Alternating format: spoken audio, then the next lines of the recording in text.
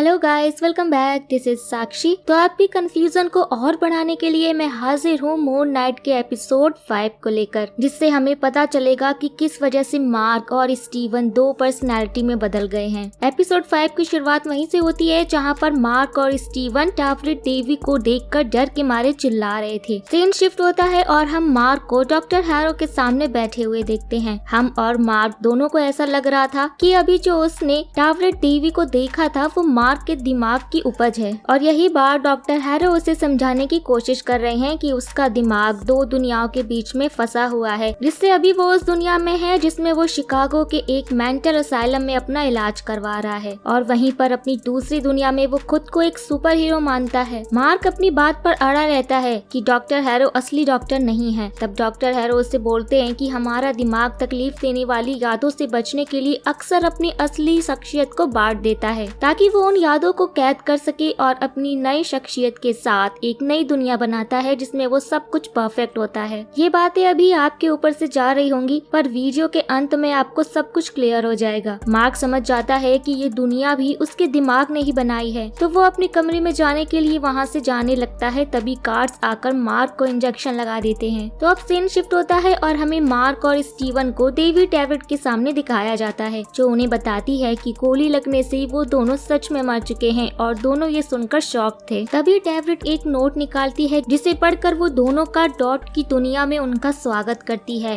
अब बात करें डॉट की, तो वो इजिप्शियन माइथोलॉजी के हिसाब से वो उनका मृत्यु लोक है, जहाँ पे मरने के बाद आत्माएं आती हैं, जिनका स्वागत टैबलेट देवी करती है, जो कि औरतों और बच्चों की देवी भी है, और वो उन दोनों की मुक्ति का रास्ता दिखाने के लिए आई है। ये सारी बातें स्टीवन मार्क को समझाता है, पर मार्क को इन सब पर यकीन नहीं हो रहा था। बात करें टैबलेट देवी की, तो ये एक ओहदे को रिप्रेजेंट करता है, और जो हिप्पो अभी उन दोनों के सामने है वो अभी अभी इस ओहदे पर आई है, इसलिए वो थोड़ा नर्वस भी है। वो उन्हें बताती है कि मौत के बाद आत्मा अपने दबे हुए ख्यालों के मुताबिक एक दुनिया बनाती है। साफ शब्दों में इंसानी दिमाग के लिए डॉट की असलियत जानना नामुमकिन है, इसलिए ये जगह उस रूप से नजर आती है जिस रूप से वो वाकिफ है, मतलब मेंटल असाइलम। इन बातों से मार्क का दिमाग हैंग कर रहा था और उसे डॉक्टर हैरो की बातों पर भरोसा हो रहा था कि ये जगह मेंटल असाइलम है और बाकी सब उसके दिमाग की उपज है। तभी मार्क एक गेट खोलता है और वो एक शिप के ऊपर पहुंच जाता है, जो शिप रेत के ऊपर चलती हुई आगे बढ़ रही थी। वहाँ स्टीवन और टैबलेट भी आते हैं, और अब मार्क को यकीन हो गया था कि वो आफ्टर लाइफ में है, और वो अभी आरू के पास जा रहे हैं, जिसे सुकून का मैदान भी कहते हैं। टैबलेट उन्हें बताती है कि अगर उनके दिल में किसी तरह का गिल्ट या भार ना रहा तो वो सुकून से मैदान में चैन के साथ रहेंगे। और ये कहते हुए वो मार्क और स्टीवन के अंदर से उनके दिल को निकाल लेती है, जिसे देखकर टैबलेट भी खुश थी, क्योंकि उसने ये काम पहली बार किया था। अब उन दोनों के दिलों को लेकर टैबलेट इंसाफ के तराजू की ओर बढ़ती है, जिसमें वो उन दोनों के दिलों को और सच के पंख को तौलेगी। अब अगर सफर खत्म होने तक दिल पंख जितना हल्का हुआ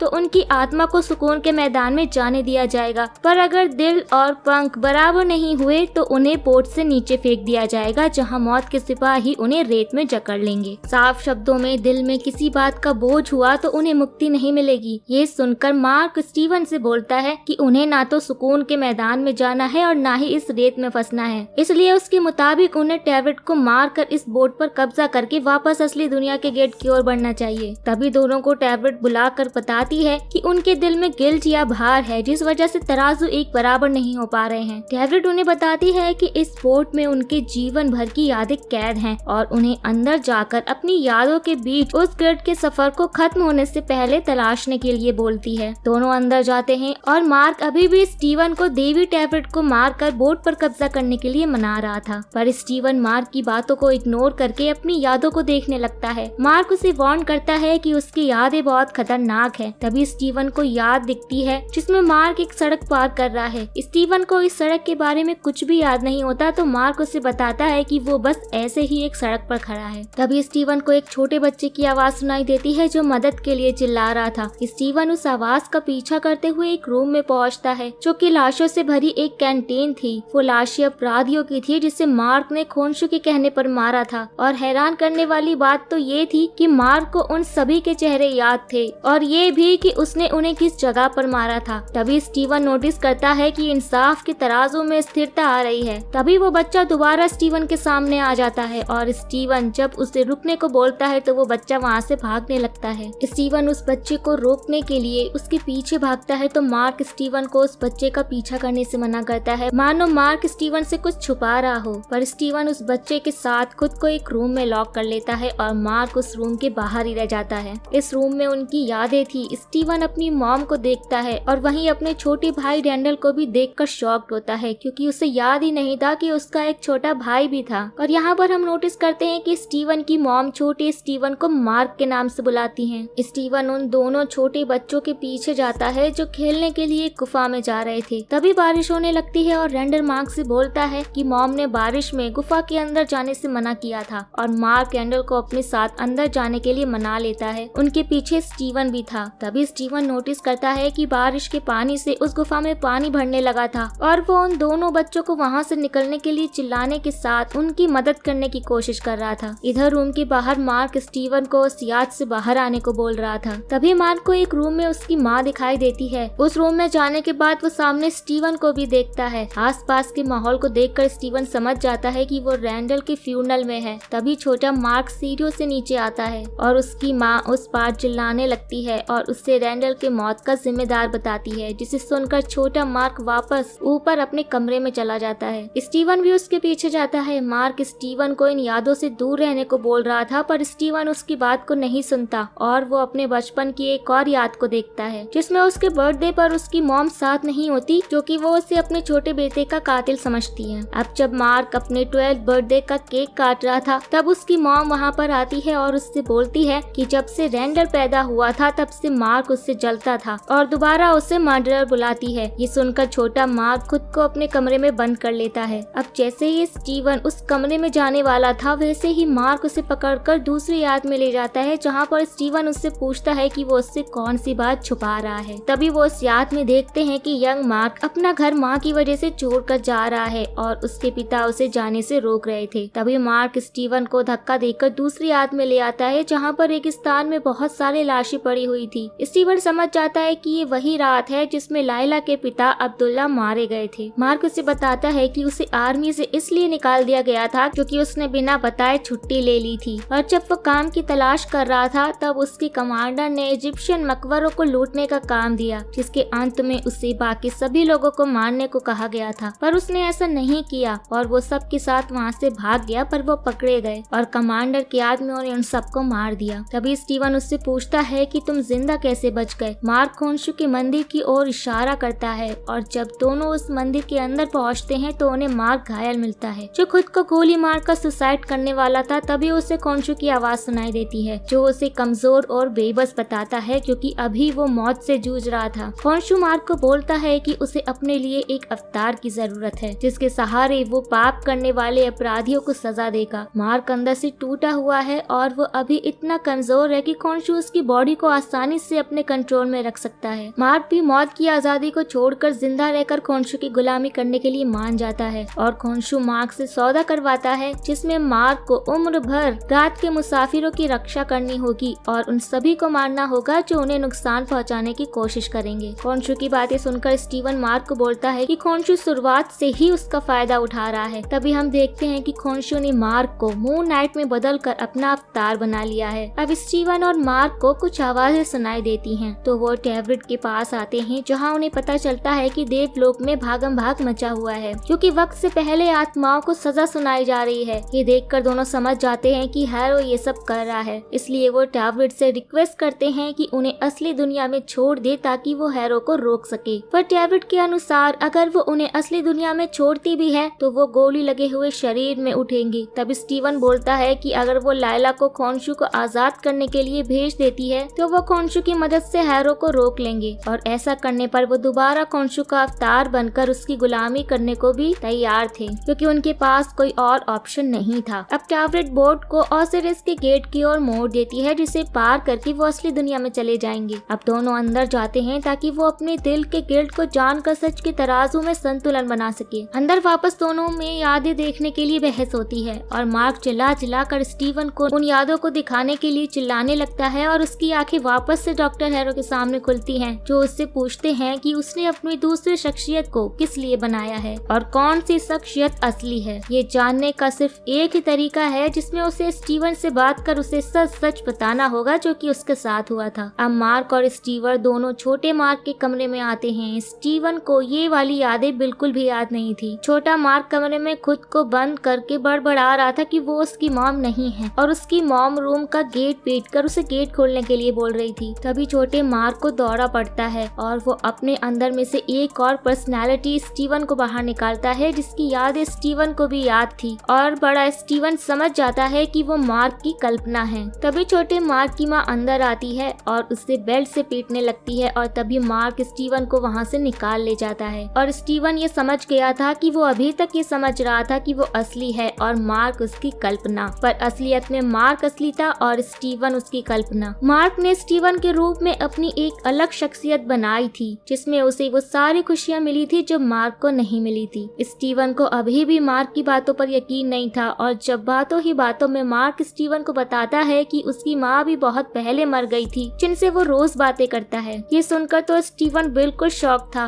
और वो वहाँ से जाने की बात करता है। तभी उसकी आँख डॉक्टर हैरो के सामने खुलती है और पहली बार स्टीवन डॉक्टर हैरो के सामने था जिससे उसे और ज्यादा शॉक लगता है। डॉक्टर हैरो उसे बताते हैं कि उन्होंने ही मार्क को सच्चाई बताने के लिए कहा था और अपनी माँ के मौत के बाद स्टीवन ही उनके पास इस मेंटल असाइनमेंट में इलाज करवाने के लिए आया था। माँ की मौत की बात को सुनकर स्टीवन डॉक्टर हैरो पर चिल्लाने लगता है। तब डॉक्टर हैरो उसे शांत करवाते हैं और अपने असिस्टेंट को कॉल करके उसे स्टीवन की माँ को कॉल करने के लिए बोलते हैं। स्टीवन उन्हें मना कर रहा था क्योंकि उसकी माँ अननोन नंबर का कॉल रिसीव नहीं करती और वो सिर्फ उससे बात करती है। डॉक्टर हैरो टेलीफोन स्टीवन को देकर उसे अपनी माँ से बात करने को बोलते हैं पर स्टीवन मान जाता है कि मार्क ही असली है और उसकी माँ मर चुकी है। स्टीवन की ये बात मानते ही स्टीवन एक याद में जाता है जहाँ पर शुरुआत में हमने मार्क को एक सड़क पार करते हुए देखा था। असल में मार्क अपने घर के सामने खड़ा था और वो वहाँ पर अपनी माँ के फ्यूनरल में आया था, पर जब उसके पिता उसे अंदर बुलाते हैं तो वो अंदर नहीं जाता है क्योंकि उसकी माँ ने उसे बहुत टॉर्चर किया था। पर वहीं बाहर सड़क पर मार्क फूट फूट कर रोता है और अंत में वो अपने बॉडी का कंट्रोल स्टीवन को दे देता है। स्टीवन के साथ हम भी देख पाते हैं कि स्टीवन को असलियत के बारे में कुछ भी नहीं पता है और वो मस्त अपनी माँ से फोन पर बात करते हुए वहाँ से चला जाता है। तभी वहाँ पर मार्क आकर स्टीवन को बताता है कि उसी दिन से वो दोनों एक बॉडी में एक साथ रहते हैं। स्टीवन मार्क को समझाता है कि रैंडल की मौत में उसकी गलती नहीं थी क्योंकि वो भी बच्चा था और जो व्यवहार उसकी माँ ने उसके साथ किया वो गलत था। तभी वहाँ पर भूकंप आने लगता है और वो दोनों भागकर टैबलेट के पास आते हैं तो टैबलेट उन्हें बताती है कि इंसाफ के तराजू में संतुलन बनने से पहले ही वो गेट के पास पहुँच गए हैं, जिसका मतलब अब मौत के सिपाही उन्हें रेत में कैद कर लेंगे। और टैबलेट के जाते ही उनकी रुकी हुई बोट के ऊपर रेत में से निकलकर मौत के सिपाही आते हैं जिनका सामना मार्क अकेले करता है, पर वो उन सबको मार नहीं पाता और पकड़ा जाता है। ये देखकर स्टीवन बोट के स्टीयरिंग को घुमाकर बोट को एक तरफ झुका देता है जिससे मार्क मौत के सिपाहियों से आजाद हो जाता है। अब स्टीवन सोचता है कि वो मार्क का हिस्सा है, मतलब वो भी लड़ाई कर सकता है। फिर क्या था, स्टीवन एक हथियार उठाकर उन मौत के सिपाहियों को मारने लगता है। तभी वो देखता है कि मार्क को एक मौत के सिपाही ने पीछे से पकड़ रखा है। अब उनकी बोट वापस चल पड़ी थी। स्टीवन उस मौत के सिपाही को मारने के लिए आगे बढ़ता है और उस सिपाही के साथ ही बोट के नीचे रेत पर गिर जाता है। ये देखकर मार्क स्टीवन को बोट पर वापस आने को चिल्लाता है। स्टीवन भी दौड़कर बोट पर जाने के लिए बढ़ता है पर स्टीवन का शरीर वहीं रेत में जम जाता है। मार्क बोट को रोकता है, उससे पहले सच के तराजू में संतुलन आ जाता है और फिर मार्क खुद को खेतों के बीच में पाता है, मतलब अब वो ओसिरिस के द्वार को पार कर चुका है। यहाँ पर एपिसोड 5 खत्म होता है। अगर आप मेरी मून नाइट की वीडियोस को शुरू से देख रहे हो तो मैंने आपको पहले ही बताया था कि मार्क असली है और स्टीवन अपनी माँ से कॉल पर बात नहीं करता। अब आगे के एपिसोड में ये देखना बहुत ही इंटरेस्टिंग होगा कि कैसे मार्क एरो को रोकता है और क्या वो खॉन्शू की गुलामी करते रहेगा या खॉन्शू और मार्क में नया सौदा होगा जो मार्क के अकॉर्डिंग होगा। आगे के एपिसोड्स की डिटेल एक्सप्लेनेशन के लिए हमारे साथ जुड़े रहे और आपने अगर पीछे के एपिसोड नहीं देखे हैं तो प्लीज हमारे वीडियो सेक्शन में जाकर उन वीडियोस को जरूर देखें। तो अब मिलते हैं नेक्स्ट वीडियो में, तब तक के लिए take care and tata bye bye.